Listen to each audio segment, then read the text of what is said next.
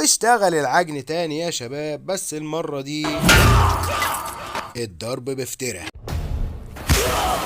شفنا في الجزء الاول ان روكي عمل لنفسه اسم كبير في عالم الاجرام، واتفق معاه شركاء جارودا ان روكي يروح يقتل جارودا في عقر دار لانهم ما عرفوش يقتلوه بره، فاضطر ان هو يروح مدينة الذهب KGF. وفي الطريق بيوروه خريطة للمكان وقالوا له لما تروح هنقطع كل اتصالاتنا بيك، ولما تخلص هتدينا اشارة كبيرة واحنا هنعرف وهنجيلك بعد. وبالفعل راح وراهم روكي، وهم كانوا خاطفين ناس غلابة من قرى تانية عشان يشتغلوا في المناجم، وقتل الفريق كله ودخل وسط الناس على انه عامل.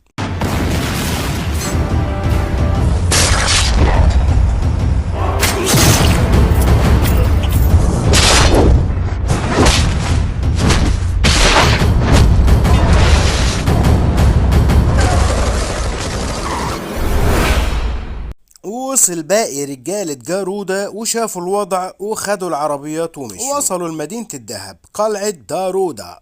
داخل أسوار ضخمة وباب أضخم بيشوفوا فانرام، قائد عديم الرحمة.